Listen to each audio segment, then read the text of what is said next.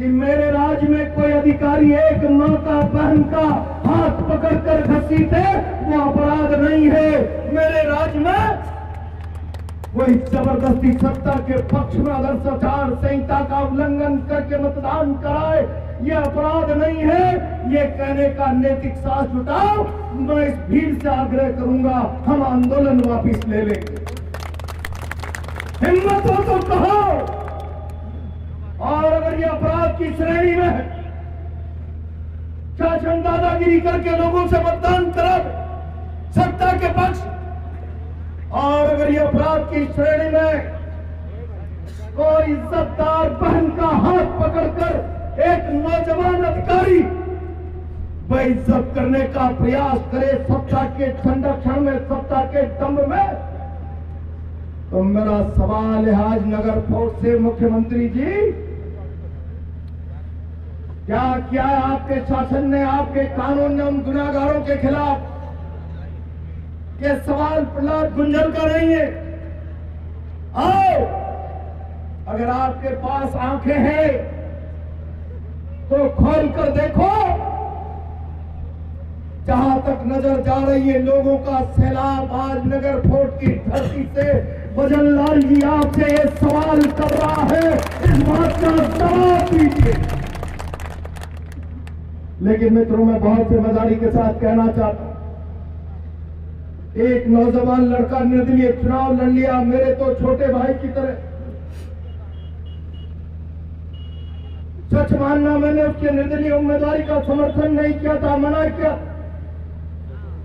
मन में बहुत गुस्सा होने के बाद भी मैं बहुत दिनों तक चुप रहा कि कुछ लोग मुझ पर आरोप न लगा दे कि शायद मैंने इसको चुनाव लड़ने के लिए संरक्षण दिया।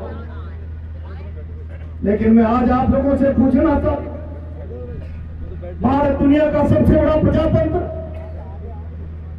जब प्रजातंत्र का वसंत पर्व आता है, लोग मतदान करते और मतदान करके अपनी चुनी हुई सरकार, अपना प्रतिनिधि चुनता है। चुनाव से नेता का निर्माण होता। राजस्थान विश्वविद्यालय की छात्र राजनीति से चलता हुआ वो नौजवान, जिसने अपने आप को जनता के विश्वास के भरोसे नेता के निर्माण के इस यज्ञ में भागीदार बना लिया। और मुख्यमंत्री जी, आपकी सरकार ने उसका रास्ता रोका। एक आदिवासी नौजवान विधायक नहीं बन जाता। एक राजस्थान के नौजवानों की अब फड़कती हुई आवाज राजस्थान की विधानसभा में नहीं जानी चाहिए। सारे शासन की ताकत को उसे रोकने के लिए लगा दिया। मुख्यमंत्री जी, आपके शासन की ताकत के कारण वो आदिवासी नौजवान एमएलए तो नहीं बन पाया, लेकिन 60,000 वोट लेकर उसकी ताकत आपके विधायक से 4 गुना ज्यादा बन गई। जेल में डाल दिया। मैं कहना चाहता हूं मुख्यमंत्री जी, आप क्या कर रहे हो?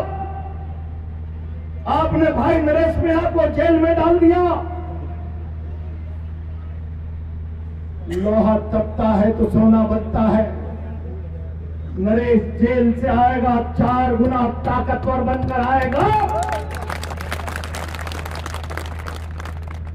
और इस भजन सरकार के खिलाफ जनता की आवाज को ताकत है। लेकिन मित्रों, इसमें भजनलाल जी का गुनाह क्या है, मैं नहीं समझ पा रहा। दुर्भाग्य इस राजस्थान का। पहले हम कहा करते थे राजा रानी के पेट से पैदा होता। लोकतंत्र आया, जलियांवाला बाग के शहीदों की शहादत ने रास्ता बनाया, मानगढ़ के आदिवासी की शहादत ने रास्ता बनाया। फिर हम राजा को पेटी से पैदा करने लगे। पहले पेट से राजा, फिर पेटी से राजा, और अब नई प्रथा पर्ची से राजा। और इसलिए भाई और बहनों, मैं कहना चाहता हूं, अपनी काबिलियत के आधार पर, संघर्षों के आधार पर, जनता के भरोसे के आधार पर जब सत्ता प्राप्त करने का नहीं होगा। केवल दिल्ली की कृपा से पर्ची के आधार पर सत्ता प्राप्त की जाएगी, तो जिसमें जनता का सामना करने का साहस नहीं होता, वो जनता के भय से अपने और जनता के बीच में पुलिस की दीवार रखता है। मैं भजनलाल जी कहना चाहता, कितने दिन आप पुलिस की दीवार से सुरक्षित रह पाओ? ये केवल आपका सवाल नहीं, मैं समरावता जाकर आया हूं। लोग कोरे नरेश मीणा की लड़ाई न समझे। जो चेहरा वहां पर आपके शासन के प्रशासन का नजर आया है, दलित आदिवासियों के साथ अत्याचार हुआ। और ये नई कहानी नहीं, आपके राजनीतिक चरित्र को समझौता के बाद भारत की पार्लियामेंट में देश के गृह मंत्री के बयानों में प्रदर्शित करो। प्रधानमंत्री जी, आपकी सरकार की मानसिकता दलित विरोधी, आपकी सरकार की मानसिकता आदिवासी विरोधी, और आपके मुख्यमंत्री को यह मुगालता हो जाए कि ये चंद उर्दीधारियों की लाठियों के बल पर आदिवासी और दलित की आवाज को बंद कर सकते हैं, तो मानगढ़ के इतिहास का अध्ययन कीजिए। दुनिया की सबसे ताकतवर सरकार की गोलियों की आवाज भी दलित आदिवासी की आवाज को दबाने का सामर्थ्य नहीं रख पा। मैं चुनौती दे रहा हूं, बहुत जिम्मेदारी के साथ कहना था। मेरे सामने बैठे हुए सैलाब, मैं सैल्यूट कर रहा हूं आप। मैं चौथा बरवाना गया, भाई प्रहलाद मीणा और मुकेश मीणा ने मुझे कहा कि आना ही पड़ेगा प्रहलाद गुंजल, बात खराब हो जाए।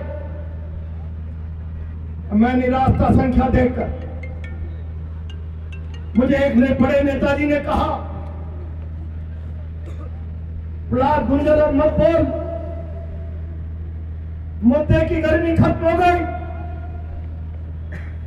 मैंने आग्रह पूर्वक कहा, हम मुद्दे की गर्मी और सर्दी के आधार पर जंग के फैसले नहीं करते, अन्याय के खिलाफ लड़ने के लिए आवाज उठाओ।